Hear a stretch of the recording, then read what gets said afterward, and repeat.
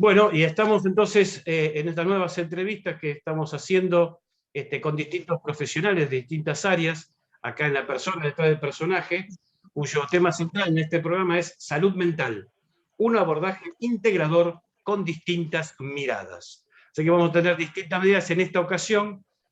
Nos acompaña, como siempre, la licenciada María Florencia Hassan, parte del equipo, y los entrevistados son la doctora Laura de Marinis, abogada, cuya especialidad ella se dedica a lo que es el derecho penal para niñas, niños y adolescentes en particular, y un enfoque precisamente que está haciendo en su futura tesis sobre lo que es las adicciones, específicamente estupefacientes, en niñas, niños y adolescentes.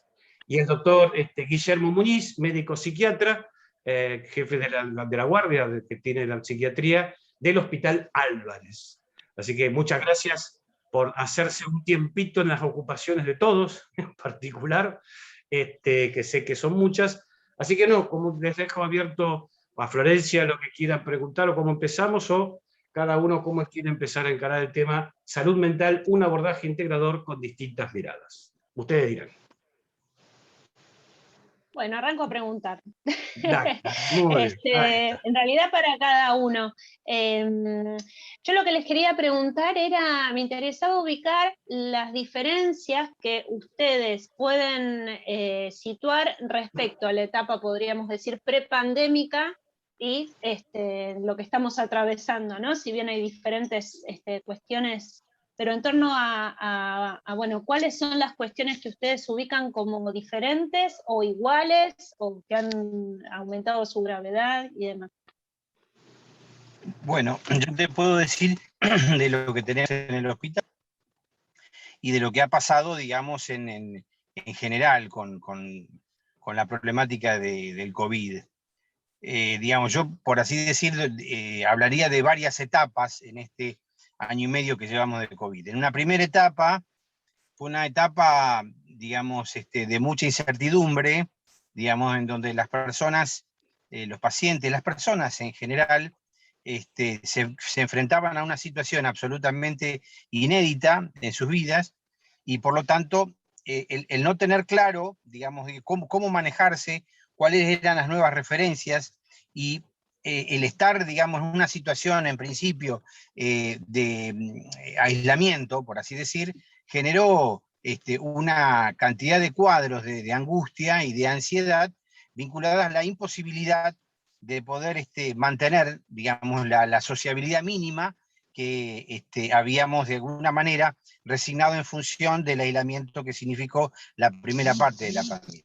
En aquel momento, o en la primera etapa, digamos, los cuadros de angustia y los cuadros de certidumbre fueron, desde mi perspectiva, los que más vimos, digamos, en la atención de urgencia.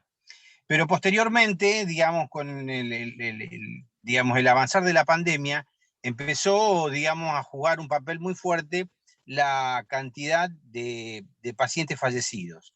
Y el modo, digamos, en que estos pacientes eran asistidos, y en todo caso, qué tipo de tratamiento tenía. Y el tratamiento era un tratamiento absolutamente solitario, desvinculado de la familia, hecho inédito, digamos, ¿no?, para nuestra experiencia de vida, de cómo hacer un acompañamiento, digamos, ante cualquier cuadro patológico. Y en digamos, en esta segunda etapa, por así decir, yo observé mayor compromiso en las enfermedades psiquiátricas crónicas, es decir, empezaron los pacientes crónicos como a descompensarse, digamos, ¿no es cierto?, por esta situación.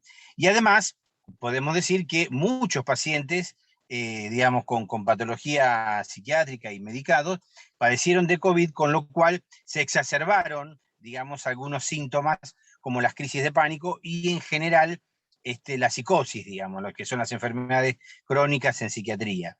Entonces, en esa segunda etapa vimos un agravamiento de la cantidad, digamos, mayor cantidad, pero también mayor gravedad, digamos, en los cuadros. paralelamente a esto, por el tema de la atención, nos encontramos, por lo menos en la ciudad de Buenos Aires, y podemos extenderlo, digamos, a la provincia y al país, con una capacidad de respuesta por parte del equipo de salud muy acotada. Porque, digamos, los hospitales, por ejemplo, el Hospital Álvarez, donde yo trabajo, se transformó en un hospital COVID. Por lo tanto, la atención, digamos, de consultorio externo y los pacientes no podían llegar. En general, todo el otro formato, que es el formato, digamos, vía online o de videollamada, etcétera, no fue suficientemente efectivo. No estaba preparado el hospital y mucho menos los pacientes para poder hacer frente a un formato de asistencia diferente. Entonces, digamos, esto generó, digamos, un cuello de botella muy difícil que hizo, digamos, en esta segunda etapa, por así decir, de los problemas de salud, por así decir, un nudo importante donde había pacientes que demandaban más, profesionales, algunos escudados y otros que no podían atender asistencia, y por otro lado, ir al hospital era una dificultad también importante. O sea que se armó una galleta, un nudo ahí muy importante que aún hoy persiste, digamos, tal vez en menor medida, vamos a ver qué pasa con la tercera hora, pero en menor medida estuvimos pasando. Hago esta introducción para que intervengan los otros compañeros de la mesa. Sí. Laura. Yo un poco en torno a lo que tiene que ver con el abordaje jurídico, o sea, nosotros lo que vimos es, por un lado, el Poder Judicial tuvo en la primera etapa, como dice el doctor, pasó algo similar, que es que el Poder Judicial estuvo cerrado un montón de tiempo, no cerrado, sino que no se facilitaba tanto la comunicación con la sociedad, el trabajo se siguió haciendo, pero desde el teletrabajo. Depende también, no es lo mismo el Poder Judicial de Nación que el Poder Judicial de Ciudad, pero a medida que se fue pudiendo avanzar y reorganizar la cuestión, se empezó a hacer teletrabajo. Eso genera también un poco una galleta, como decía recién el doctor, en cuanto a poder acceder a los canales de comunicación. Las personas pensaban que si llamaban al teléfono del juzgado no se iban a poder comunicar, que si llamaban... Y la realidad es que sí se había habilitado, que uno intentando una o dos veces se lograba comunicar, y bueno, eso trababa bastante porque nosotros tenemos una cultura muy grande de ir al lugar cuando tiene que ver con lo judicial, ¿no? De ir hacia. Y no tenemos incorporado como sociedad, yo creo, esto de quizás el contacto por mail, por teléfono y demás. Porque en sí lo judicial, no sé si requiere el trámite una presencia directa, pero sí creo que, al menos yo en mi trabajo puntual, que yo entrevisto a niños, no es lo mismo una videollamada que el contacto directo, no es lo mismo el nivel de empatía ni de relación. De hecho, yo los niños que hoy estoy acompañando son niños y adolescentes que conocí previo a la pandemia y que me mantienen el contacto conmigo. Pero los que tengo por videollamada, aunque el profesional le ponga mucho de sí, es muy difícil generar esa empatía.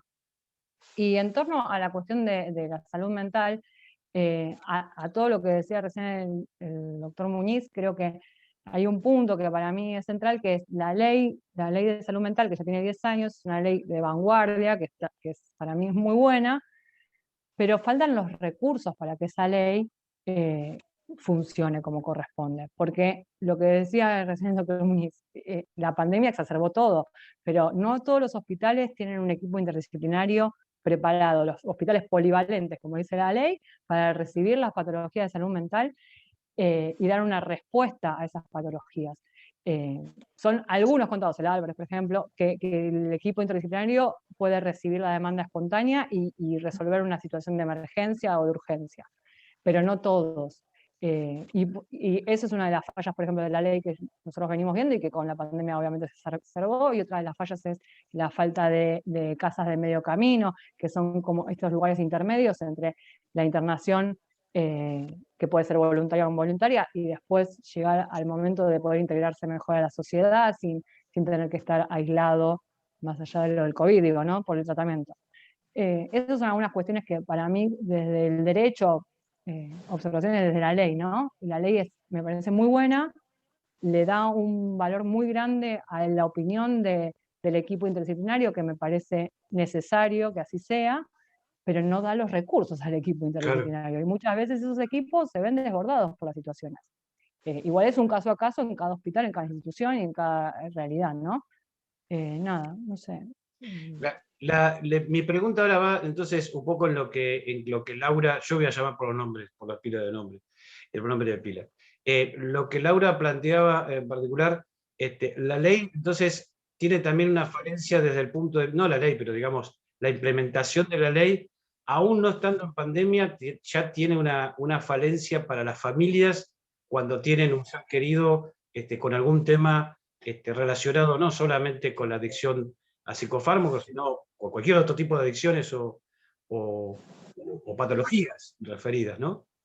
Yo creo que la ley, o sea, yo hablo de lo jurídico, la ley intenta imponer un cambio de mentalidad en torno a la relación con las personas que tienen un padecimiento de salud mental. La ley anterior era, sacamos una foto de un momento, listo, la persona tiene un diagnóstico y en función de ese diagnóstico es la vida de esa persona. La ley nueva busca generar una revolución, pero la ley sola no va a cambiar las cosas. Uno tiene que cambiar, la sociedad tiene que ir cambiándola. Y es esto de que la persona que tuvo bueno, ya acá es donde me parece que los licenciados y el doctor Muñiz son los que pueden dar más herramientas que yo, ¿no? Por eso la importancia de la interdisciplina. Digo, como sociedad, la ley lo que busca es entender que la persona sigue siendo persona, que puede mantener un montón de relaciones, que puede seguir ejerciendo ciertos actos y ciertos otros necesita apoyos. Eso es la cambio de la ley. El tema es la falta de política pública en torno a lo que se diseña, que va por fuera de la ley, va por decisiones de otro índole, me parece. No Ahora, sé si... en función de lo que dice la ley, quizás esto a Guillermo es una pregunta más personal desde lo profesional de él. ¿Ustedes cómo se sienten con respecto a esta nueva ley de salud mental? Más nueva, entre comillas, porque ya tiene sus casi 12 años.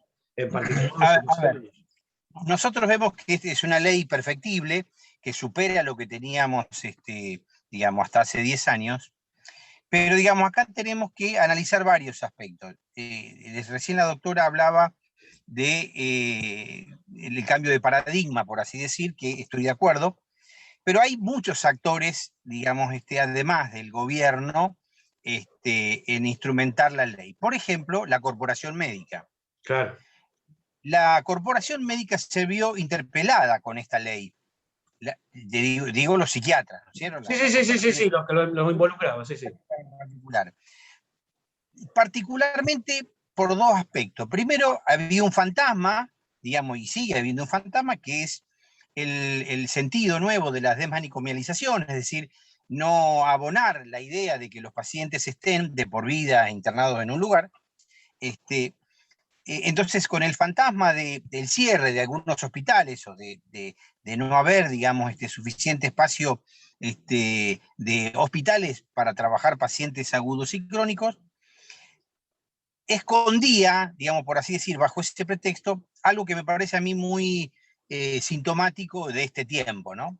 La ley, en uno de sus artículos, en el artículo 12 particularmente, habla de las incumbencias.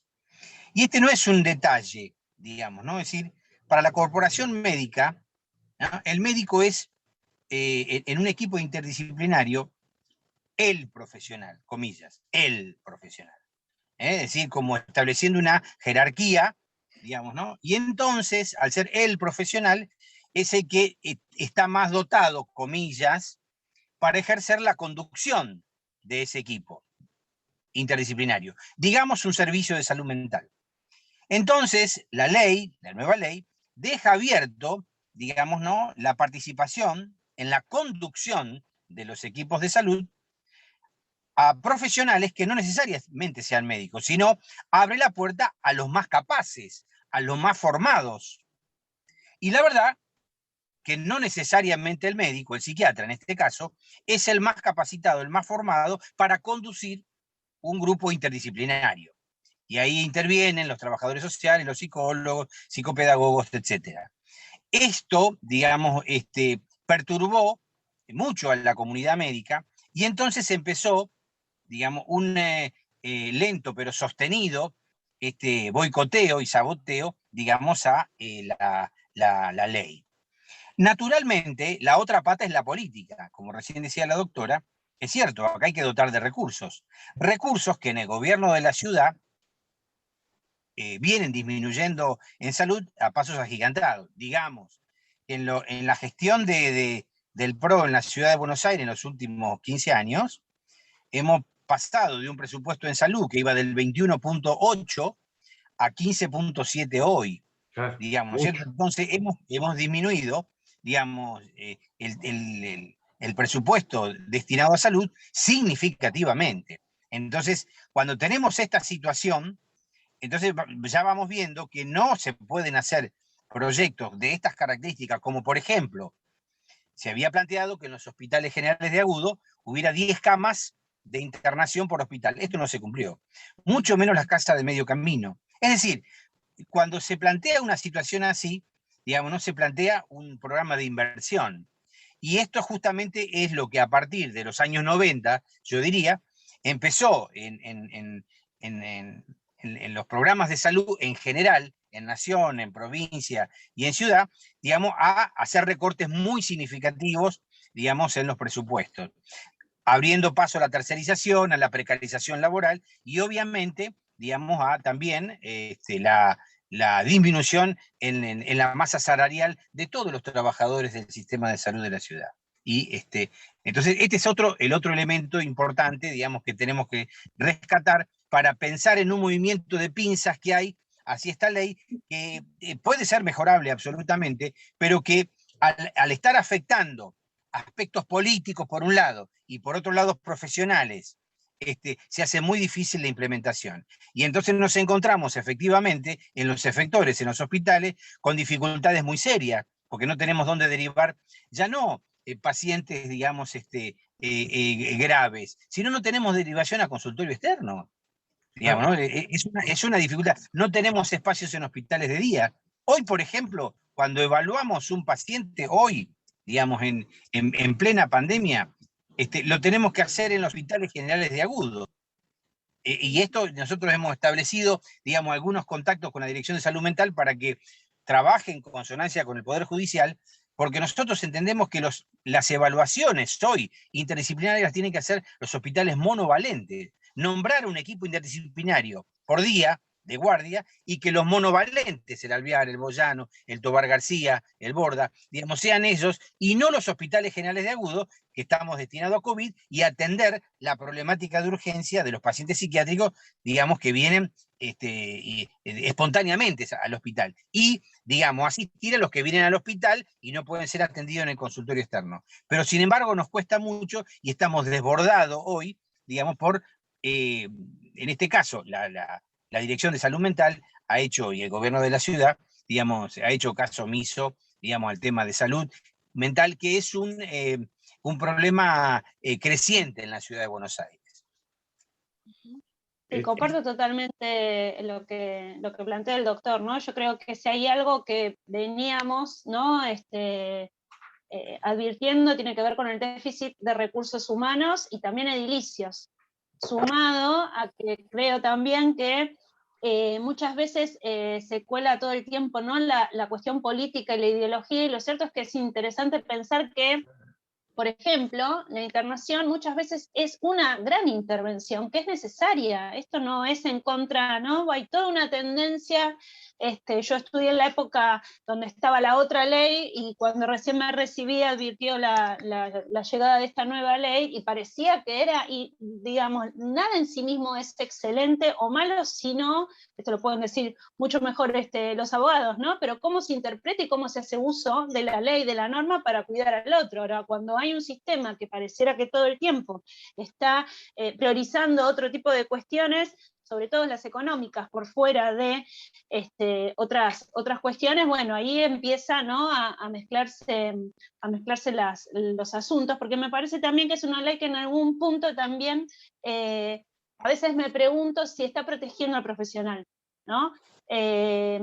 Porque, digamos, hay una exigencia, ¿no? detrás de quien pone el cuerpo y el alma en el trabajo cotidiano, ya sea en hospitales monovalentes o en general, en el hospital general. Pasa que obviamente con la pandemia todo esto se exacerbó mucho más y puede ser realmente nefasto. Yo lo que también les quería preguntar a la doctora era respecto de lo que es el abordaje en niños y en adolescentes, si la cuestión bueno, ¿no?, de esta situación de la pandemia, en casos donde hubo fallecimientos, internaciones extremadamente prolongadas, digamos, cómo el sistema ahí judicial, quizás no en este momento, pero en un primer momento del aislamiento de la pandemia, pudo ¿no?, ajustarse a esta situación.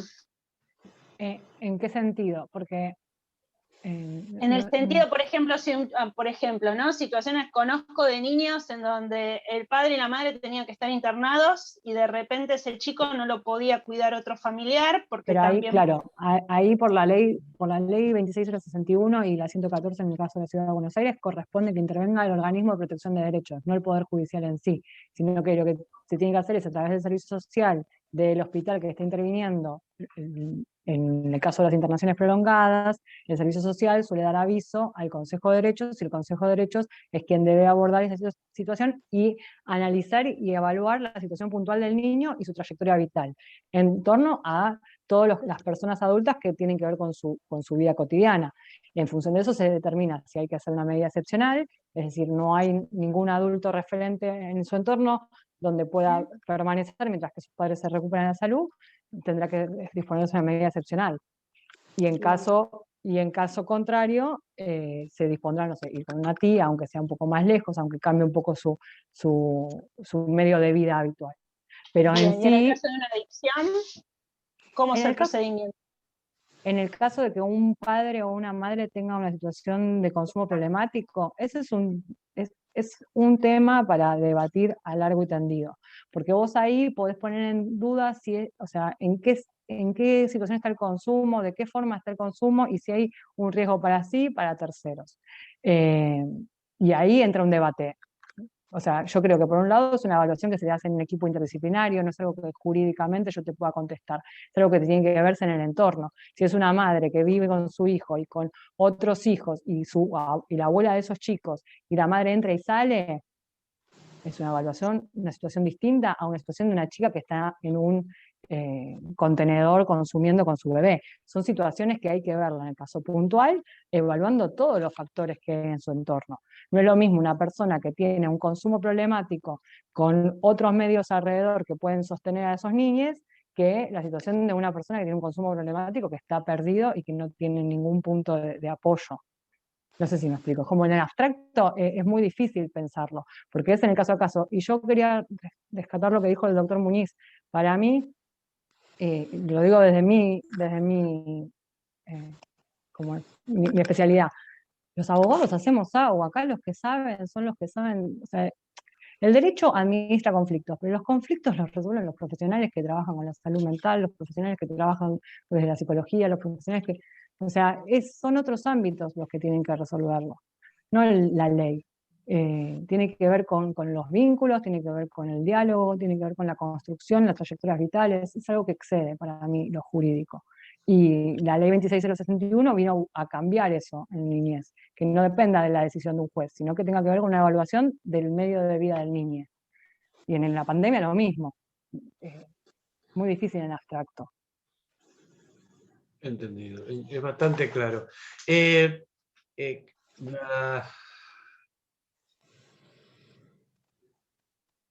Bueno, no sé, teníamos una... ¿Qué herramientas legales creen los profesionales de la salud que serían necesarias, vistas desde el ámbito profesional? ¿Qué le demandarían a la ley? Yo en principio diría que si nosotros logramos que parte, digamos, de todo lo que tiene que ver con la implementación desde las casas a medio camino, es decir, desde lo edilicio y los nombramientos, digamos, que exige, digamos, esta ley, digamos, estaríamos en mejores condiciones para poder asistir a los pacientes. Desde ya, digamos, la situación es más compleja, porque entiendo que en algunos casos también habría que proporcionarle la medicación, el tratamiento completo, porque hay muchos casos, y seguramente en pacientes crónicos que tienen dificultades muchas veces económicas, la recidiva o las recaídas tienen que ver por, digamos, abandono de tratamiento, por dificultades en general de tipos económicas. Pero, digamos, me parece que si nosotros empezamos a pensar en un hospital de salud mental en donde no haya pacientes que están hace 20 años internados, que no es la función del hospital, digamos, ¿no? Porque excede su capacidad, y ese hospital lo asignamos a los pacientes en agudo, y posteriormente, digamos, casas a medio camino o granjas, de acuerdo a la patología de los pacientes, hacemos esa secuencia de resociabilización, digamos, de los pacientes. Necesitamos, además del edilicio, los profesionales para poder asistir. Yo creo que si damos esa cobertura, empezaremos a dar respuesta, por lo menos inicial, a este tipo de dificultades que hoy tenemos y que arrastramos desde hace muchos años, y que es creciente, ¿no? Nosotros nos encontramos con dificultades crecientes en este tema. Muy interesante. Bueno, se incorporó también acá Perdón, a la sala Beatriz Esperanza, que también es parte del equipo del programa. Nos quedan pocos minutitos, pero bueno, aprovechemos. Buenas tardes. Yo lo que, la verdad, interesantísimo todo lo que han compartido. Se me planteaba en la práctica lo que tanto los familiares comprometidos con el paciente, no los que lo abandonan, sino los comprometidos con el paciente, se encuentran cuando llegan al hospital. Y pensaba en los profesionales, sea el psicólogo o el psiquiatra, que se encuentra ante una situación donde digamos, su actividad profesional se encuentra impedida porque ven alguna cuestión legal que los podría afectar. ¿Qué herramientas podría brindar la ley para brinda la ley para poder de alguna manera sentir un ejercicio profesional que se pueda dar a full? Porque lo que yo escucho son comentarios en relación a que si yo no logro tal cosa y no la puedo lograr porque no tengo la fuerza pública para lograrlo, porque acá hay una cuestión de voluntad que está afectada cuando hay un paciente enfermo desde el punto de vista psiquiátrico. Entonces, Sí. mi pregunta en concreto es, ¿qué herramientas creen ustedes que les estarían faltando? En realidad, digamos, si nosotros pensamos en lo que es una internación compulsiva, involuntaria, por así decir, digamos, y vamos al ejemplo del cantante Chano, digamos, ¿no? Que en estos últimos días da mucha tela para cortar, ¿no es cierto? Pero, por ejemplo, tenemos allí que no pudimos ser efectivos, digamos, en poder contener un paciente, digamos, que sabemos que parte de la complejidad de su cuadro es un cuadro de excitación y que puede tener esta u otras formas. Yo hace unos años, acá en Flores, tuve que, digamos, asistir a una urgencia, y era un paciente que estaba en la terraza del piso 20, digamos, parado en la baranda del lado de afuera, digamos, amenazando con tirarse. En ese contexto, muchas veces no tenemos desde los profesionales, ya sea, digamos, proveniente de otra fuerza, digamos, ¿no?, de seguridad, preparados para actuar en estas situaciones en particular, digamos, ¿no? Porque cuando en general se manda un oficio judicial, quien acude generalmente es la policía de la comisaría cercana, pero no son personas que generalmente estén capacitadas para poder resolver ese tipo de dificultades. Y lo mismo cuando nosotros vamos a los domicilios y nos encontramos con situaciones riesgosas para el paciente y para los que están alrededor del paciente, la familia, profesionales, etc. Creo que tendríamos que trabajar muchísimo en tener un equipo de profesionales de diversas áreas.